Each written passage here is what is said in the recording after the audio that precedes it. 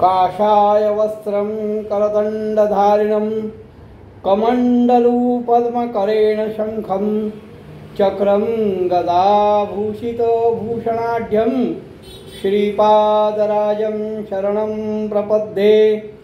नमो जन्मभूमी जिथे जन्म झाला, नमो आर्यभूमी जिथे वाढियेला, नमो कर्मभूमी जिथे गुप्त झाला। नमस्कार माझा सद्गुरु दत्तात्रयाला। अवधूत चिंतन श्री गुरुदेव दत्त। साधकांनो, गुरुचरित्रामध्ये काल आपण बघितलं, श्रीपाद श्रीवल्लभांनी त्या ब्राह्मण स्त्रीला शनिप्रदोष व्रताबद्दल सांगितलं आणि राजा चंद्रसेनाची कथा तिला सांगितल्यानंतर ती त्यांच्या पायावर लोळण घेते, त्यांना वंदन करते आणि त्यांना सांगते की मी तुम्ही सांगितल्याप्रमाणे प्रदोषवत करीन, पण तुम्हीच माझे शिव आहात, तुम्हीच भोळा सांब आहात, तुम्ही सद्गुरू आहात आणि तुमचा बोल सत्य होईल। पुढील जन्मामध्ये मला ज्ञानवंत असा पुत्र होईल। प्रभू भगवान श्रीपाद श्रीवल्लभ तिच्या डोक्यावर हात ठेवून तिला आश्वासित करतात। नंतर मुलाला बोलवून त्याच्या डोक्यावर हात ठेवून त्याला त्रिवेदी ब्राह्मण करतात। तो ज्ञानवंत होतो, आपल्या पित्यापेक्षा जास्त विद्वान होतो, त्याचा विवाह होतो आणि ते सुखाने नांदतात। हे आपण सगळं काल बघितलं। हे बघितल्यानंतर हे सिद्धांनी नामधारकाला सांगितल्यानंतर नामधारक हात जोडून सांगतोय। नामधारकाच्या मनामध्ये प्रचंड भाव आहे, प्रचंड भक्ती आहे आणि जसं श्रीपाद श्रीवल्लभ गुरुचरित्राविषयी त्याला निवेदन करतात, त्याला एक एक कथा सांगतात। मी 4 दिवसापूर्वीच्या विवेचनामध्ये बोललो की खऱ्या अर्थाने गुरुचरित्राला आता सुरुवात झाली आहे आणि अजूनही जे गुरुचरित्रामध्ये रसभरित ज्ञान आहे,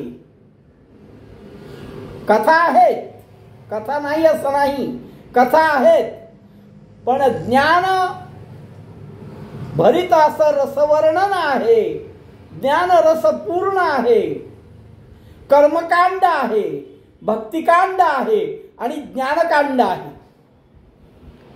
असे 3 प्रकार या गुरुचरित्रामध्ये आहेत आणि नृसिंह सरस्वतींचा अजून 2 अध्यायानंतर हा आता 9वा अध्याय सुरू होईल आपला। या 2 अध्यायांनंतर 11व्या अध्यायामध्ये कलियुगातले सद्गुरु दत्तात्रेयांचे द्वितीय अवतार ते म्हणजे नृसिंह सरस्वती यांचा जन्म झाल्यानंतर गुरुचरित्रामध्ये अनेक गोष्टींचा उहापोह होईल। त्यामध्ये भस्म, रुद्र, त्याच्यानंतर अन्नपूर्णा स्तोत्र, स्तोत्राचा, मंत्राचा, या सगळ्यांचा सविस्तर असा उल्लेख येतो।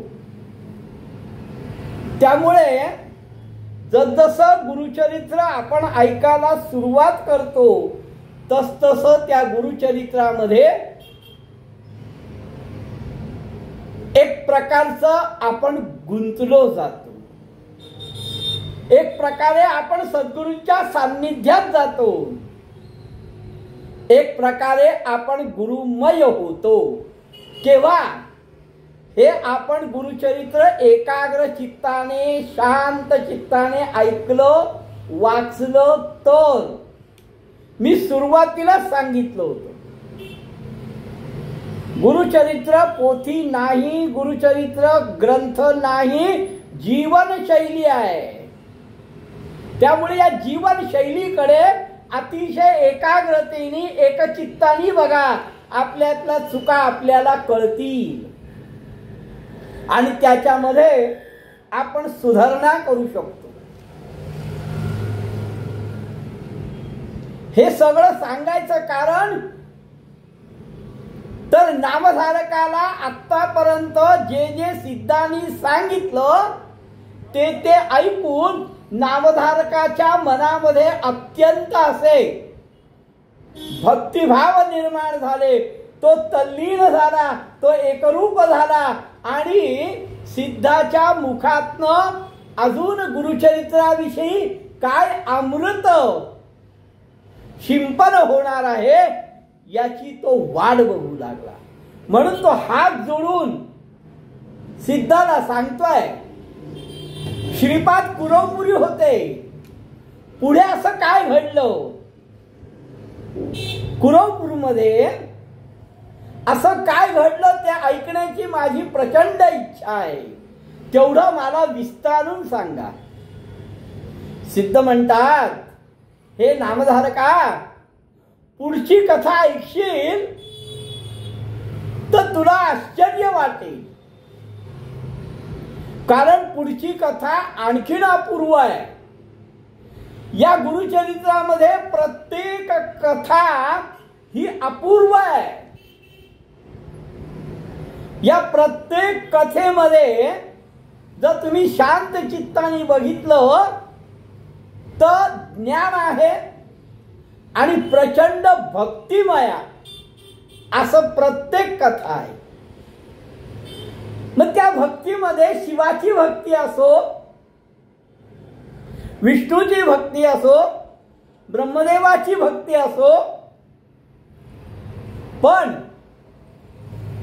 प्रत्येक कथेमध्ये गुरुवाक्य आणि गुरुची भक्ती ही प्रचंड प्रमाणात आपल्याला जाणवते. गुरु म्हणतात, सिद्ध म्हणतात की त्या नामधारकाचा भाव बघून सिद्धाला सुद्धा गुरुचरित्र विस्तारपूर्वक सांगण्याची इच्छा निर्माण होते. ते म्हणतात की कुरवपूरला असताना नित्य रोज श्रीपाद गंगेला म्हणजे कृष्णेला स्नानाला येत, विधियुक्त स्नान करत साधना करत. मग हे सगळं करण्याची त्यांना गरज काय, तर हे सगळं लोकव्यवहारा करता, लोकांना त्यापासून उपरती व्हावी साधना करण्याची. भगवंतानी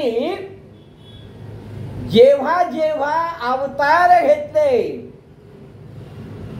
तर ते लोकोद्धारा करता आणि सद्गुरूंनी जेव्हा जेव्हा अवतार घेतले ते तर लोकोद्धार आणि दीक्षा दान, दीक्षानुग्रह. त्यामुळे लोक व्यवहार करण्याकरता ते रोज कृष्णेवर जाऊन स्नान करून संध्या करून आम्ही करत होते. अहो, ज्यांच्या नुसत्या दर्शनाने गंगेच्या स्नानाची फळप्राप्ती आहे. बघा, श्रीपादांच्या नुसत्या दर्शनाने गंगेच्या स्नानाची फळप्राप्ती आहे. मग त्यांना काय हो गंगा स्नान, पण लोकानुग्रह कारणे ज्याचे दर्शन गंगा स्नान तयासी काय असे आचरण. अहो, ज्याच्या नुसत्या दर्शनाने गंगा स्नान होतं त्याला कसलं आलंय आचरण, त्याला कसली आली आहे संध्या.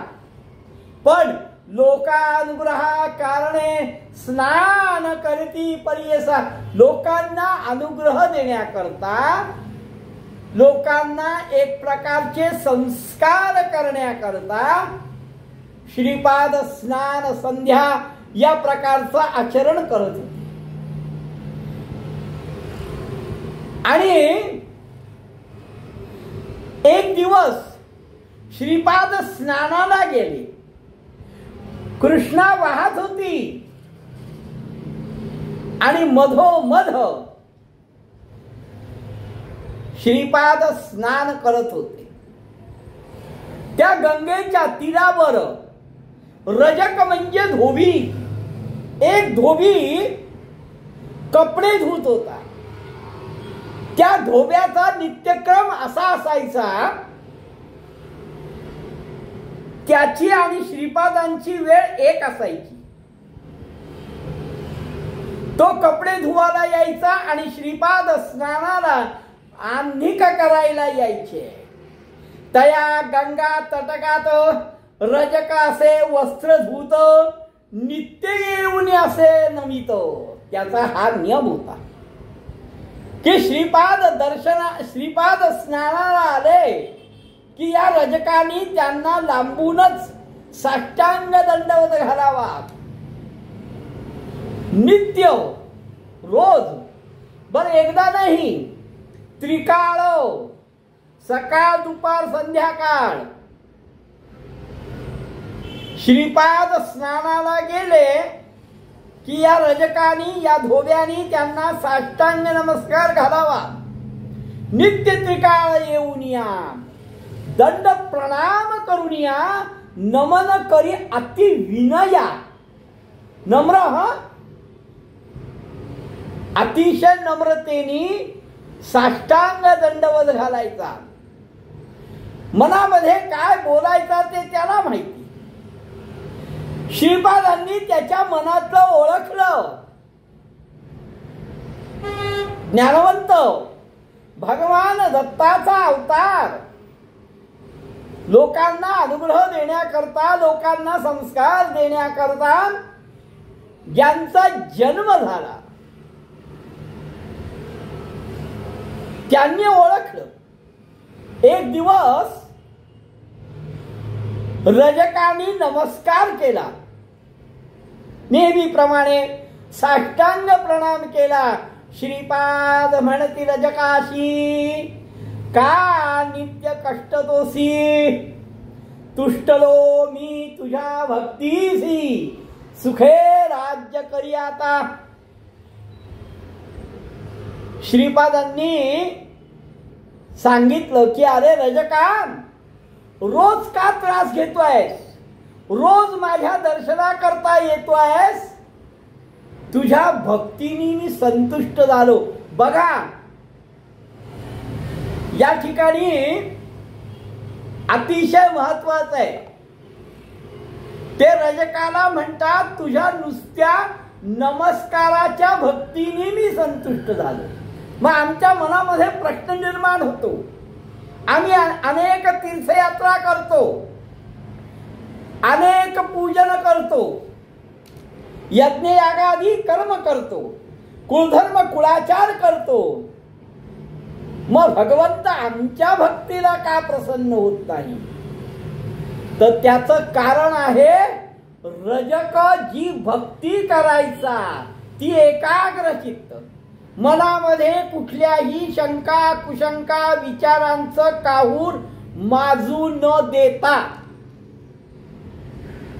काहूर माजून देण्या म्हणण्यापेक्षा मनामध्ये कुठलाही यत्किंचितही दुसरा विचार न आणता हा रजक रोज श्रीपादांना नमस्कार करायचा. त्रिकाळ म्हणजे जर एकाग्र चित्ताने, शांत चित्ताने, स्वस्थ चित्ताने एकरूप होऊन भगवंताला, सद्गुरु दत्तात्रयांना नुसता नमस्कार केला तरी तो त्यांना पोचतो. मग आता प्रत्येकाने स्वतःला विचारा, की तुम्ही जी जी धार्मिक आध्यात्मिक कृत्य करता त्यामध्ये तुम्ही एकाग्र किती असता, विचार सोडून किती असता. असो श्रीपाद म्हणतात की तुझ्या भक्तीने मी संतुष्ट झालोय. तुला काय पाहिजे ते माग, सुखाने राज्य कर. ऐकता गुरूंचे वचन, गाठी बांधवी पल्लवी जाण. विनवी तसे कर जोडून, सत्य संकल्प गुरुमूर्ती. गुरूंनी जे वाक्य वापरलं ते ऐकलं त्यांनी. कास मारली पदराला की हे गुरूंचं वाक्य चुकीचं होणार नाही. हात जोडला, तुमचं वाक्य सत्य होईल. त्या रजकानी संसाराविषयी चिंता करणं सोडून दिलं आणि एकाग्रतेने एक चित्ताने श्रीपाद श्रीवल्लभांचा सेवक झाला. सेवक झाला तरी सद्गुरूंचा आदर राखून, सद्गुरूंचा सन्मान राखून, सद्गुरूंची योग्यता ओळखून. दुरून करी दंडवत, लांबूनच नमस्कार करायचा. तो मठात गेला तरीही लांबून नमस्कार करायचा. रजक सांडी संसार चित्ता, सेवक झाला एक चित्ता. दुरोनी करी दंडवता. मठा गेलिया येण्याची, मठात जरी गेला तरी तो लांबून त्यांचं दर्शन करायचा. ऐसे बहुत दिवसावरी, बरच दिवस असं चाललं हो. रजक सेवा करतोय, एकाग्र चित्ताने सद्गुरूंशी एकरूप होण्याचा प्रयत्न करतोय म्हणण्यापेक्षा एकरूप होतोय. काय करायचं? साष्टांग दंडवत करायचा, मठातलं अंगण झाडायचं. हा त्याचा रोजचा नित्यनियम व्हायला लागला. रोज नित्यनियम असा करी. एक दिवस मात्र असं झालं, वैशाख महिना होता, वसंत ऋतू होता. आणि या वसंत ऋतूमध्ये वैशाख महिन्यामध्ये एक यवन राजा, एक यवन राजा आपल्या स्त्रिया पुत्रांसहित सर्व अलंकार धारण करून गंगेमध्ये कृष्णेमध्ये क्रीडा करत असत. स्नानाचे विविध गोष्टी, पोहण्याचं अनेक प्रकार, अशा प्रकारे तो जलक्रीडा करीत होता. क्रीडेचा दुसरा अर्थ घेऊ नका. स्त्रिया सहित राजा आपण अलंकृत आभरण, क्रीडा करीत स्त्रिया आपण गंगे मधून येत असे. त्या कृष्णेच्या गंगेमध्ये तो येत होता, क्रीडा करत होता. वैशाख मास होता, वसंत ऋतू होता. बर तो एकटाच नाहीये, सर्व दळ येती, सगळं सैन्य पण त्याच्या बरोबर होतो. हत्ती होते, घोडे होते, अंबाऱ्या होता. सेवक सुद्धा अलंकृत होते. ऐसा गंगेच्या प्रवाहात राजा आला खेळत. या गंगेच्या प्रवाहामध्ये राजा खेळतोय. अनेक प्रकारची वाद्य वाजतायत. अनुपम असा सोहळा होतोय. आणि रजक सद्गुरूंना नमस्कार करतोय. आणि गंगेमध्ये चाललेलं समारंभ राजाचा तो बघतोय. मनामध्ये विचार करतोय, या संसारामध्ये जन्माला येऊन अशा प्रकारचं सौख्य जर उपभोगलं नाही तर तो पशुसमान आहे. आपला देह हा पशुसमान आहे. विस्मय करी मानसी, मनामध्ये चिंता, आश्चर्य. जन्मोनी संसारासी जरी न देखिजे सौख्यासी.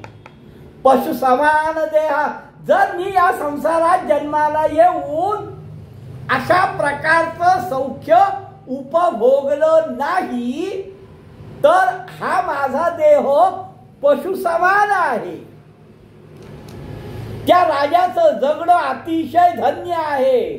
आणि असं सौख्य, असं सुख आपल्याला उपभोगाला मिळावं.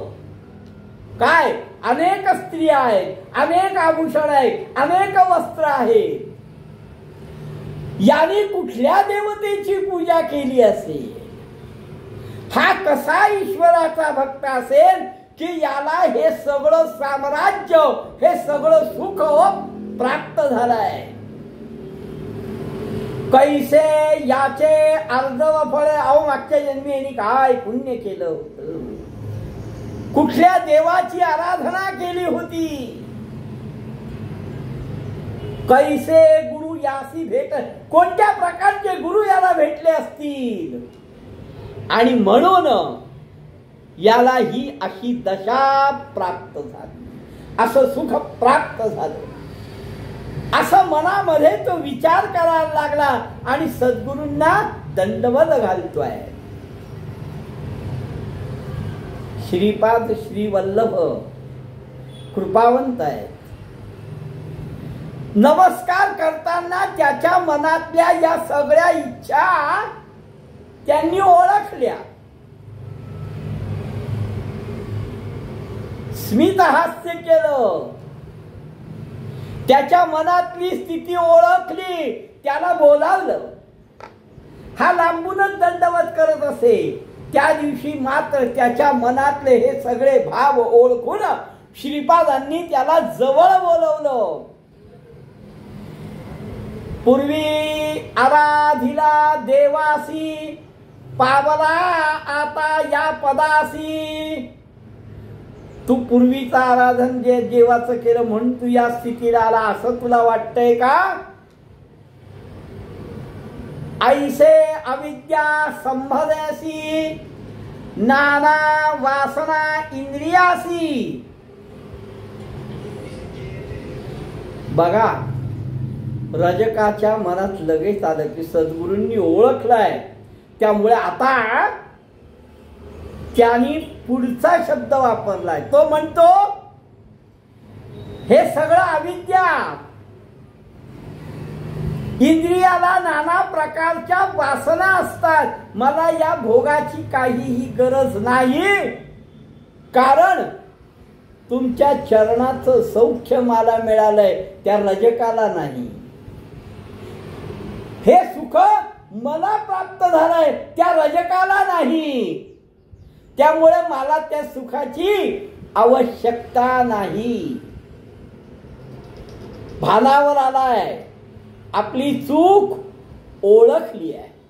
पण श्रीपाद म्हणतात, अरे रजका, जन्मभर कष्ट काढले, जन्मभर तू त्रास सहन केला, जन्मभर कष्ट उपसले आणि असे भोग भोगण्याची इच्छा नाही. अरे मनामध्ये इच्छा असेल, पण राज्यभोग हा तमोगुण आहे, ही तमोवृत्ती आहे. आपली सगळी इंद्रिया शांत करावी, सगळ्या इंद्रियांना संतुष्ट करावं, नाहीतर मोक्ष पदाला जाण्याकरता अडथळे निर्माण होतात. निववी इंद्रिये सकळ, ना तरी मोक्ष नव्हे निर्मळ. बाधा करीती ते तुझे केवळ, जन्मांतरी बरी.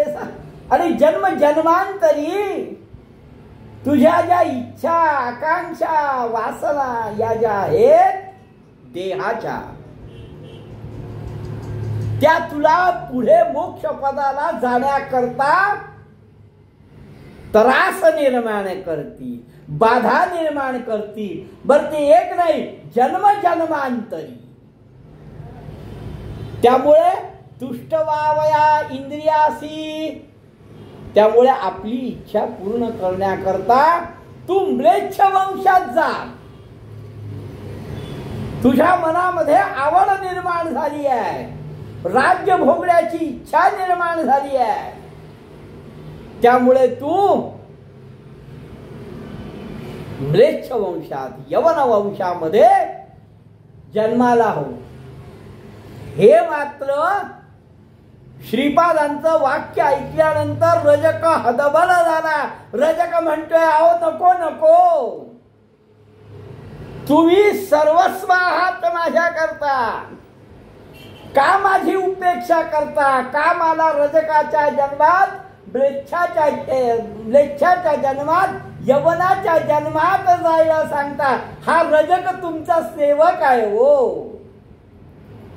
ऐकोन स्वामींचे वचन विनवी रजक कर जोडून, कृपा सागर तू गुरुराज, उपेक्षू नको. नका नका नका नका, अहो माझी उपेक्षा करू नका. तुम्ही माझ्या करता सर्वस्व आहात. अंतरामध्ये तुमचे चलन आहे, मला फक्त दर्शन देत जा. अहो तुमचा अनुग्रह मिळाल्यानंतर त्याला ज्ञानप्राप्ती होते.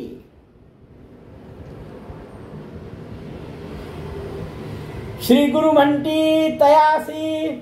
आता ऐक, तू वैदुरा नगरी पुढच्या जन्मात वैदुरा नगरीमध्ये जन्माला ये आणि तुझ्या अंतःकाळामध्ये मी तुला दर्शन देईन. बघा, आता श्रीपाद श्रीवल्लभ गुप्त होणार आहेत. पुढील जन्मी करंज नगरीत ते नृसिंह सरस्वती म्हणून जन्माला येणार आहेत. पण त्या जन्मामध्ये या रजकाच्या दुसऱ्या जन्माचा अंतःकाळ असेल तेव्हा मी भेटेल. हे वाक्य आज देत आहेत सद्गुरु त्याला. गहन लीला आहे गुरूंची. श्री गुरु म्हणती तयासी वैदुरा नगरी जन्म घेशी. तू कुठे जन्माला येशील हेही सांगितलंय त्याला. वैदुरा नगरी जन्म घेशी, भेटी देऊ, तुला भेट देऊ आम्ही. केव्हा? तुझ्या अंतःकाळाला. अंतःकाळासी, कारण आम्हाला यावं लागणार आहे. कारण असे येणे आम्हा, कारण आम्हाला पुन्हा जन्म घ्यावा लागणार आहे. अजून निश्चिती नाही आहे, पण तरीही सद्गुरूंनी त्याला शब्द दिला. भेटी होताची आम्हासी. तेव्हा तू मला ज्या वेळेस भेटतील त्यावेळेस तुला ज्ञानप्राप्ती होईल की मागच्या जन्मी आपण कोण होतो, मागच्या जन्मी मी कोण होतो, याची तुला ज्ञान होईल. मनामध्ये कुठल्याही प्रकारची चिंता करू नकोस. आम्हा येणे असे घडेल, त्यामुळे आम्हाला यावं लागणार आहे. हे सगळं घडणार आहे आणि हे घडणार असल्या कारणाने मला यावं लागणार आहे. त्यामुळे तू कुठल्याही प्रकारची चिंता करू नको. तू पुढच्या जन्मी वैदुरा नगरीमध्ये जन्माला जरी आला तरी अंतःकाळी तुला हे सगळं आठवणार आहे. मागच्या जन्मी तू कोण होतास, काय होतास, माझी कशी भेट झाली, काय भेट झाली, हे तुला तुझ्या अंतःकाळी कळणार आहे. आईसा तया संबोधून असं त्याला सांगून त्याला निरोप दिला. रजक सद्गुरूंच्या चरणी लागलाय, नमस्कार करतोय त्यांना. हे सगळं ऐकून भगवान दत्तात्रय श्रीपाद श्रीवल्लभांची ती कृपामूर्ती त्याला हे सगळं सांगताय, त्याला जवळ बोलतोय आणि परत शेवटी विचारतायत. एवढं सगळं सांगून त्याला विचारतायत की बघ बागा, मी तुला पुढच्या जन्माबद्दल बोललो आहे. मग हे राज्य, हा भोग, या इच्छा पुढच्या जन्मी भोगणार आहेस का याच जन्मी भोगणार आहे? देखो श्री गुरु कृपा मूर्ती रजकासी जवळ पाचारी. आता त्याला जवळ बोलवलं आहे आणि त्याला सांगितलं इह भोगीशी की पुढती. आत्ता भोग भोगाचे आहेत का पुढे भोगाचे आहेत मला सांग. तू जसं सांगशील तसं तुला या जन्मात हे भोग भोगायचे असतील तर मी त्या पद्धतीने करेन. रजक विनवी श्रीपादाशी. रजकाने जरा विचार केला, आता काय उर्वरित आयुष्य किती राहिलंय? वृद्धकाळ आलेला आहे, वृद्ध स्थितीला आलो आहे. या काळात हा काय भोग भोगायचा? असले भोग भोगाला यौवन तारुण्य पाहिजे. रजक विनवी श्रीपादासी. हे बघा गुरुवारी, आता मी वृद्ध झालोय आणि मग आता या वृद्ध अवस्थामध्ये हे भोग भोगू का? अहो हे असले भोग यवन गोड राज्य भोग. तरुण अवस्थेमध्येच हा भोग भोगण्यामध्ये मजा असते. हे ऐकल्यानंतर रजकाला सद्गुरु सांगतात, ऐकोनी रजकाचे वचन निरोप देती श्री गुरु आपण. त्वरित जाय रे म्हणून जन्मांतरी भोगी. त्यांनी हे सांगितल्यानंतर सद्गुरु म्हणतात मग तू ताबडतोब जा आणि पुढच्या जन्मी हे सगळे भोग भोग. असा त्याला निरोप दिला आणि तात्काळ त्या रजकाने प्राण सोडला. जन्मता झाला म्लेच्छ कुळी. त्याने प्राण सोडला आणि तो तिकडे म्लेच्छ कुळात जन्माला आला. आता त्याची भेट पुढे होणार आहे. तो अध्याय शेवटी येणार आहे. पण वैदुरा नगरी या म्लेच्छाच्या कुळामध्ये हा रजक जन्माला आला. इकडे प्राणत्याग केला, प्राण सोडला. निरोप देता तया वेळी त्यजिला प्राण तात्काळी. जन्मता झाला म्लेच्छ कुळी वैदुरा नगरी विख्यात. आणि वैदुर नगरीमध्ये तो जन्माला आला. पुढे काय झालं?